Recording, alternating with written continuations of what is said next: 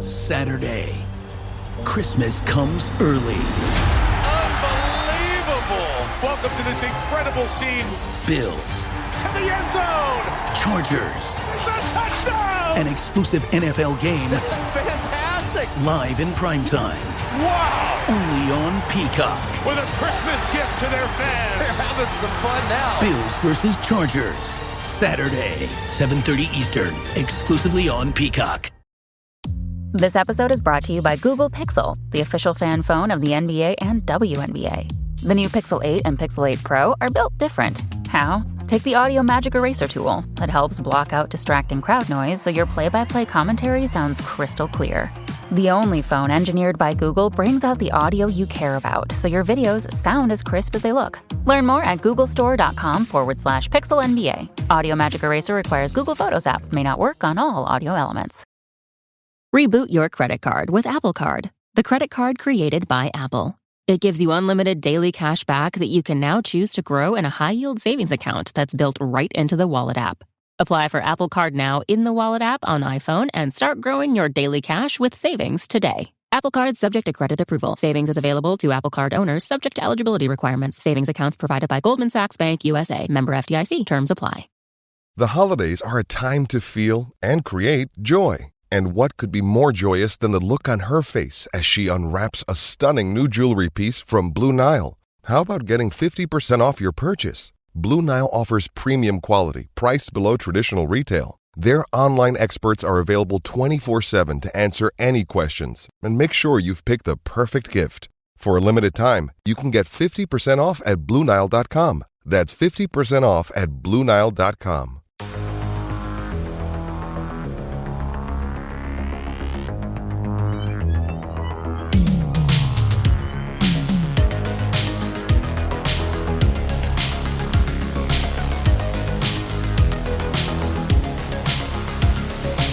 Welcome back to another episode of the Blue Turf. We are not at the world famous Kansas City Soccer Dome for this episode. Oh, wow. Could not quite make the timing work to be both there in person at the same time. So, all right. So how are you today, Eric?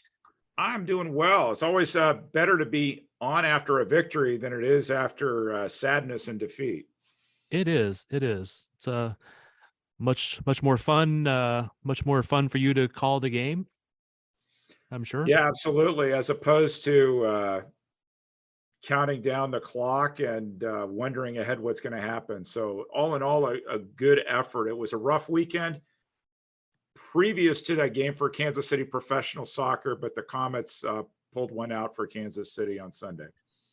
Yeah, Sporting did not have a good game. The Current were okay, but lost. Even SKC2 lost 2-1 basically at the death. So yeah, Comets were the bright spot. Yes, they were, and a pretty convincing win. I think that there was no doubt who was going to win the game. They overcame their second quarter slump, as your colleague Mike Hune has talked about, and with a little bit of dip there in the third, but they closed it out really well and won comfortably 9-4. So yeah, probably the most complete game they've played. I don't want to say all season, but for a very large chunk of the season. How much of that was the Comets played well? How much of it was Harrisburg was just not good? I thought Harrisburg put up a good game. They put up a fight. I thought what was different for the Comets, even with all the injuries, there were a lot of players out this week. The insertion of Mats Falk made a huge difference right away. Not only him individually, but he paired with Raggett. They clicked and played well off each other, which I thought was a bright spot. You still see the Comets adjusting when you're short on defenders. Leo's found a way to get himself in the offense by switching out, even though when he's supposed to be a defender, sometimes you see him up front. But I think they're trying to figure out how can they move forward with the players available that they have. And they have a good test coming up this weekend with a chance to move up in the standings and clinch a home playoff spot for that play-in game. Right. So we'll get to that in a minute, I'm sure. Like you said, Mads came in and paired up well. I thought he looked good for having not played indoor for a decade. And he's a very, very talented futsal player, but it is a difference. It is not quite as smooth. As he said, it's kind of funny hearing a indoor soccer player talk about how it's a longer field than he's used to, but it's true for him. And then, of course, the boards and little other variances there. How well do you think he adjusted back from just being there? Well, you saw his goal.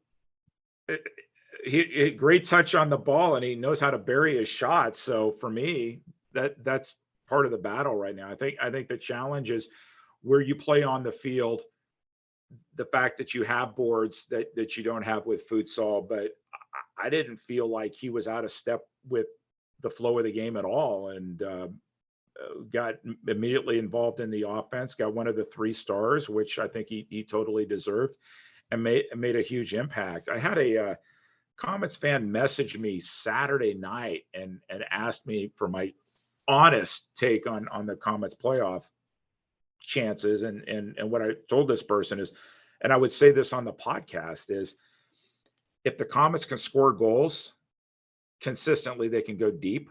But this isn't a team that's going to win any 3-2 games. And so if the offense clicks, they can score with anybody. When it doesn't click, they have thinness really on the back line with all the injuries, et cetera, that it's asking a lot for that team to grind a win by playing defense. That's just not, first of all, it's not in their character. And practically speaking, they don't have enough defenders to get into a defensive chess match with other teams. Yeah, it's their defenders are more attackers for the most part, at least a fair amount of them. Speaking of, how do you think Debray did on his second game playing for the Comets?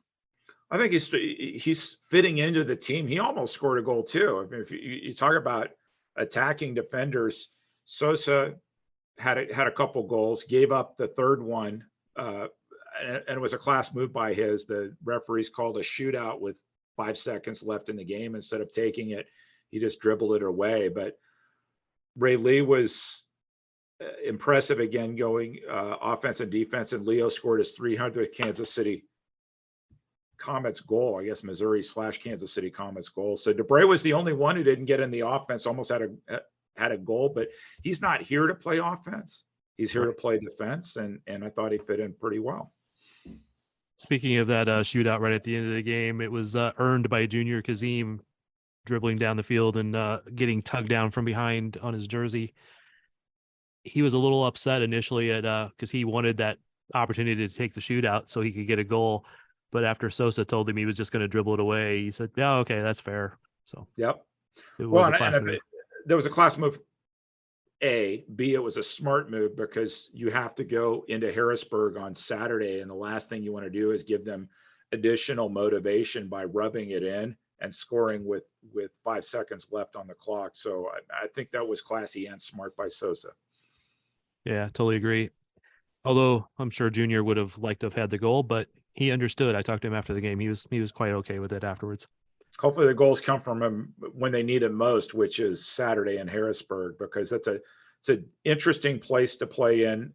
The field is set in a equine center, right? So it's laid on dirt. The dirt is not flat, and so the ball has a tendency to get weird hops and bounces, and so it's very different than what they're used to playing on. Harrisburg is comfortable playing there. And you look at their home record, 5-5, respectable for a last place team. There's no gimmies for the Comets going there this weekend.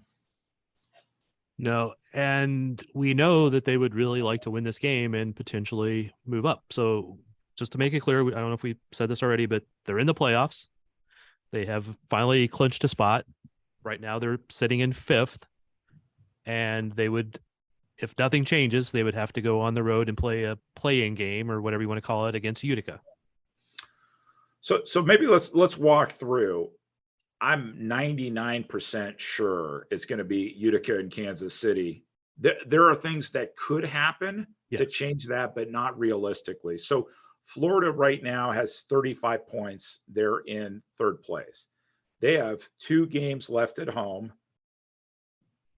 both against St. Louis. St. Louis is out of the playoffs. They have nothing to play for. Conceivably, they go down there and sweep? Conceivably, but that's not realistic. Florida will likely get at least 1 point out of those two games, and they will hold that spot, which would mean you're looking at Utica and Kansas City. Here's how it shakes out for Utica and Kansas City. Utica is sitting at 33 points. Kansas City's sitting at 32 points. Both have won 8 regulation games, which is the first tiebreaker. And here's where it becomes important. If Utica does not win in regulation at home Saturday night against Baltimore, they would be sitting at 8 regulation wins. Kansas City would get a 9th win if they beat Harrisburg, so they would own Utica on the tiebreaker. And so if Utica doesn't get the full 3 points, Kansas City gets the full 3 points at Harrisburg, and by virtue of the tiebreaker, they would clinch 4th place. And so that's what's at stake. And what's interesting is both games are at the same time. And so Comets fans can engage in a lot of scoreboard watching because both kick off at 6:05 Central Time this Saturday night. Blast at Utica City, Comets at Harrisburg. It would feel wrong to be rooting for Baltimore, but I guess that's what Comets fans have to do. Well, so let's talk about what may be at stake for Baltimore, right? Milwaukee is currently in first place with 42 points. Thursday night, they go to San Diego, which is in itself is a difficult trip. Right. We'll see if Coach Giuliano Oliviero plays his full starters. We've seen in Kansas City before, sometimes he'll rest players, but every team has had a hard time winning there. Then they go from Thursday in San Diego all the way across the country, Sunday in Harrisburg, right? Same issues, difficult field to play on, et cetera, plus all the travel in there. They're at 42 points. Baltimore is sitting at 41 points. 1 game left is that game at Utica. If Baltimore has motivation here, if Baltimore wins that one in regulation, they'll be sitting at 44 points. And that puts a lot of pressure on Milwaukee in that last game at Harrisburg to get something. And if they don't, there's a chance for Baltimore to win the Eastern Conference Championship. So Baltimore, I would expect, will go full in at Utica on Saturday because they have an incentive to do so. If you're the Wave, do you go to San Diego with your full squad, or you go to Harrisburg with your full squad, thinking that you're going to try to win one of those two just in clinch that first place spot? Well, so here's the challenge for me, Thad. I'm a competitive person and I like to win every game, but I understand what the Wave have been trying to do. They have a decent number of players on the other side of 30, and they're trying to rest legs. So if that is a motivating factor, you absolutely wait to Harrisburg. The challenge with doing this is if you go into San Diego and get thumped there, San Diego sending a message for a potential Ron Newman championship rematch, I guess, against Milwaukee. And so I would think that from a professionalism perspective and wanting to set a tone for a potential final, you definitely wouldn't want to slough off that game. So I think that Coach Oliviero has some choices here, and it'll be interesting to see who's in that starting 16 or the 16 that they bring to San Diego on Thursday. Yeah, there's definitely a logic to doing it either way, but I wouldn't worry as much about the San Diego sending a message for a potential final matchup because you would know that you didn't take your whole squad and it would be a different kind of game there. You can go to San Diego and basically bunker it in and just hope for keeping it close and, snatching a point or something. If I was Milwaukee, and I think I would take the strongest possible squad to Harrisburg because you would also know what you needed at that point. I think that's fair. And so we'll see. Speaking of Harrisburg, we didn't see Big Mike play on Mike DeSilva play on Sunday because he was serving the second game of a 3-game suspension. He did come on the trip, said hi to fans, gave a few hugs to his former very teammates. nice, very class act, Mike. Yep. He's missing this game against Kansas City on Saturday. So that benefits the Comets. Although Matt Brame, who missed the game due to a one-game suspension last Sunday, he'll be eligible to play this Saturday. De Silva is going to be on the roster, I would assume, or in the lineup against Milwaukee. And he has Milwaukee roots there. So I would expect him to try to put on a show Sunday in Harrisburg against the Wave. And I would wish him the utmost amount of luck on that day. So there you go. All right. Speaking of the potential matchups, though, and just after I've said that, I know we've discussed this very roughly over a couple of different podcasts, but now that it's kind of clear, there's a reasonably good chance Milwaukee's finishing in first. There's a reasonably good chance that Baltimore's finishing in second. It could flip. Be a very difficult opportunity for the Comets to finish in third. So we're talking fourth or fifth, most likely, which means Comets hopefully win that play-in game and would end up matching up with the first place team. I think we've talked about this before. We don't want to face Baltimore in that round. I think you absolutely, if you look at potential matchups against Milwaukee, Baltimore, and Florida, Milwaukee is the best matchup for Kansas City for a couple reasons. One is a fierce rival, results already this year. The Comets already won that series, and there's familiarity. The Comets have played Milwaukee 6 times already, right? Right.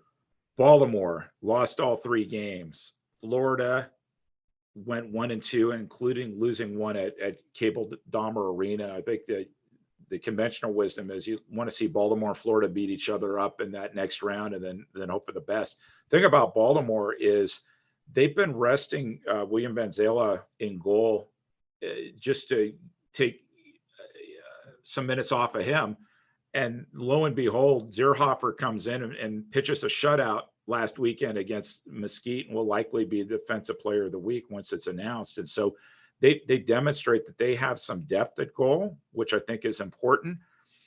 And we'll see what they look like. The rub on them earlier in the year is unstoppable at CQ Arena, can't win on the road. Well, they won in Kansas City, which is a difficult place for any team to play in. And so I think they have some confidence going in. If they can win at Utica Saturday, that gives them momentum heading into the playoffs.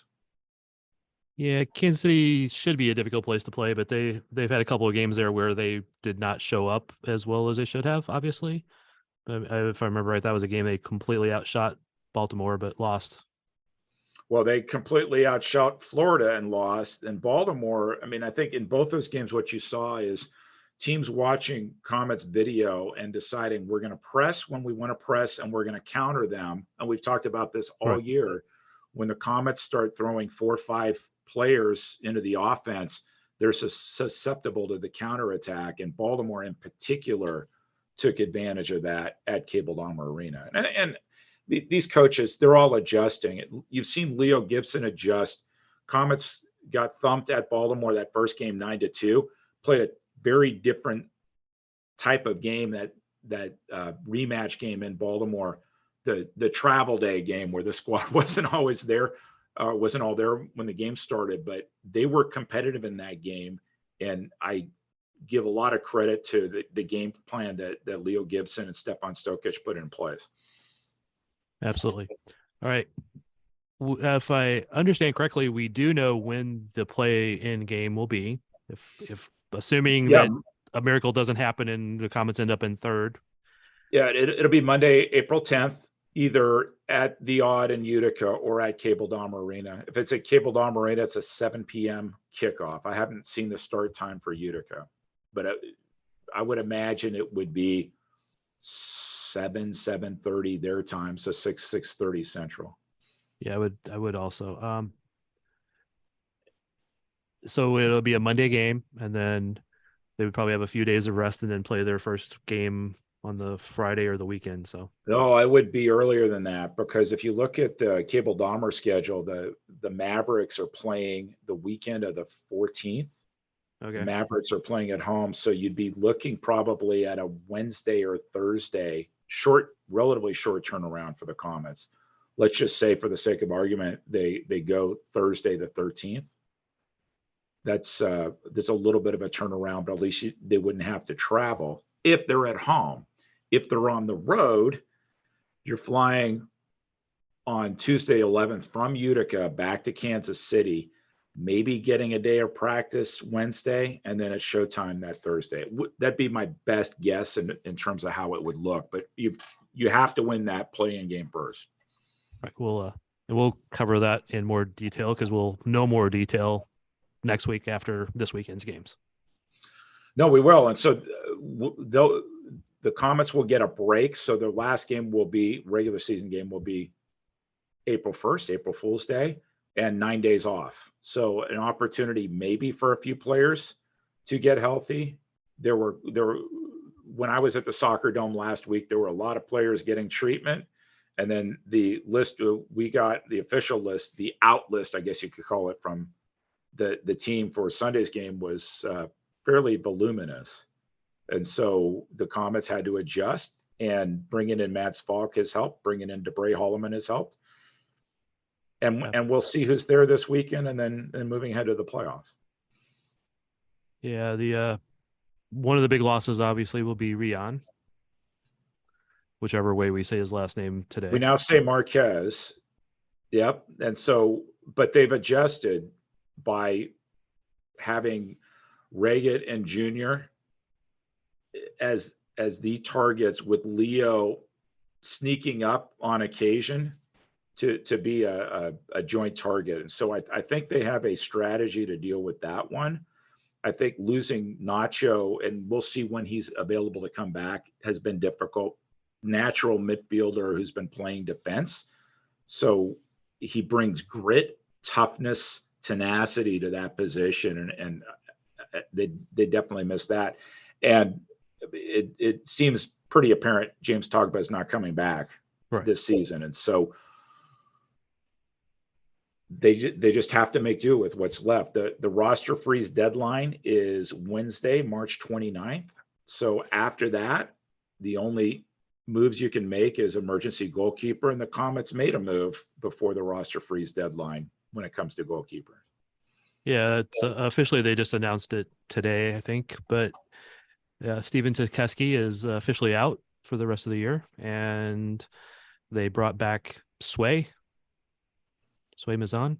He was. I talked to him briefly. I saw him at the arena on Sunday. So your three goalkeepers are Neto, Tito Favela, and Sway. So it's unfortunate for Tedeschi because he looked good when he played. And I talked to him last week. He seemed to be in pretty good spirits, is hopeful for his rehab, and looking forward to next season. Do you know what the official injury was? Broken thumb is what I heard. Did you hear something different? No, I that was what I'd heard, but I was trying to remember if it was actually a thumb or a finger. But yeah, it's kind of difficult to catch a ball when you have a broken thumb. So it does kind of hurt. It does kind of hurt. That's right. If you had to finish out 5 minutes in a game, maybe you do it. But with one hand behind your back, maybe. Yeah, I finished a game in goal one time with a broken arm. Wow. There's only 2 minutes left, and I threatened my defense to not let in any shots. So otherwise I would harm them when I was healthy. There you go. I was going to say something else, but I'll leave it nicely. We haven't talked about the West yet. So San Diego's running away with everything. They're sitting at 57 points. Chihuahua's clinched second place. And it looks like Empire will finish third. They have a matchup coming up with Tacoma this week, and that will seal the deal. It's questionable between Tacoma, Mesquite, and Monterey who's coming through for the fourth and the fifth. That will be determined. But how about a big shout out to the Dallas Sidekicks? People wondered whether they would actually win a game this year, and they, in a second leg of a home-and-home series against Tacoma, came up big and beat them 5-3 on Sunday. So kudos to the Sidekicks. Congrats to Dallas. They They do have an incredible goal differential, minus 88. It's pretty large. I think what's been interesting though is if you look at that Western Division or Western Conference, and the Western Conference fans have been bragging how superior the Western Conference is to the East. Yet you've had some teams that have been playing Dallas 6 times this year. And I think it's had an impact on not every team, but some teams' records, because if you look at Mesquite right now sitting at 11-9-2, take away their 6 games against Dallas, and that paints a different picture of their season. Right. And so Monterey also right now 11-9-2, have 2 games coming up against Dallas, which are going to be big. Dallas has nothing to lose, maybe feeling a little good about themselves having won. Monterey is sitting at the 6th spot right now. They absolutely need to win both games. They want to keep their playoff hopes alive. Yeah, and with just 5 points difference between 6th and 3rd right now, it's still pretty much a toss-up for all of those teams. And all those teams, except for Chihuahua, have 2 games left to play. Right. Well, let me just walk back slightly what I said about Monterey. Is there a mathematical way they could split the series with Dallas and back into the playoffs? Sure. But at this point, they still have a shot at hosting the 4 or getting 4th place, which would allow them to host the play-in game. That's where you want to be. If you are Monterey, you absolutely want to have any home field advantage you can get at this point of the season. And it's interesting because Monterey is one of those teams we thought would actually be competing for maybe a top 2 or 3 spot early in the season, just the talent they had. They look good. They had a coaching change, and so did Chihuahua, but Chihuahua seems to have fared better with their coaching change and sitting at 47 points right now, and have looked like a team that can compete with San Diego in the West. Didn't say they're going to beat San Diego. I said they can compete with San Diego. Yeah, and like you said, 1st and 2nd is clinched. I mean, 1st is San Diego, 2nd is Chihuahua. There's no change happening there, no matter what happens. But after that, it's a toss-up for anybody except Dallas. Yeah, there's some big games coming up this week. So on Thursday night, flash at sidekicks, but Stars Strikers is the one I think you're going to want to watch, because Tacoma probably reeling from that loss against Dallas. They're in the 4th position right now, and their playoff hopes were looking really good a few days ago and now are questionable. So if they could pick up a win at Empire, that would be big. If not, they're going to be sweating this coming weekend. No doubt. And you said earlier about how the Western Conference can, have been bragging, but some of them have built their record against playing Dallas. You could say some similar things with some of the how much Harrisburg. I mean, they've actually got obviously much better record, but a lot of that has occurred in the last month or so. I think that's been and I think 2 or 3 of their wins. And because there hasn't been a balanced schedule in both divisions or conferences, there have been teams that have played the max against the 7th place team. And I think that has had an impact on their records. What I would say to that is everybody knew what the schedule was, fair or unfair, balanced or unbalanced at the beginning of the season. So it's not like the rules changed midway through. It's just ultimately some teams won the games that they should have won, and some teams didn't. And I think if you're the Comets right now and you just go back to that home game against Florida and that home game against Baltimore, and if the results were different, Comets would be looking at a very different viewpoint for the postseason. Well, absolutely. And for them, it did come down to several different games of, giving up a win to a draw in the last minute of a game, and, losing that 2 points that they could have had. This happened several times. They don't have anybody themselves to blame in that regard. I'm not saying that at all, but still having a much more balanced schedule and more level amount of games against various teams. Some teams have made a lot of points off of playing teams that were struggling all year. So it's. But you ultimately, when you head into the playoffs, you ultimately have to figure out how to win on the road regardless. And so it doesn't really matter what Kansas City has done at this point. It's a question of what they're going to do moving forward. Can they get a result this weekend? And can they get past Utica one way or the other? And then if they can, what team is going to show up playing against Milwaukee? Yep. They definitely need a win on the road this weekend. All right. Anything else we should bring up before we go? No, other than hope that Comets fans stay tuned Saturday night. We'll have a better idea of what to expect. And then next week, it may be an opportunity for us, Thad, to not only review the regular season, but hopefully we'll have a better sense of what that KC Utica matchup should look like. We'll have a sense of whether Utica made any last minute roster changes too, who's healthy and who's not heading into the playoffs. All right. Thanks for the time, Eric, as always, and appreciate you always bringing your knowledge to the podcast. I appreciate that a lot. And I think we are out. Thanks, as always, for having me here. It's been a great ride so far. Hopefully we'll have a few more episodes to do this season. We'll have at least a couple. And great. I think I already have some story ideas for in the off season. We'll get together and talk even when there's not games. So Good deal. Look forward to it.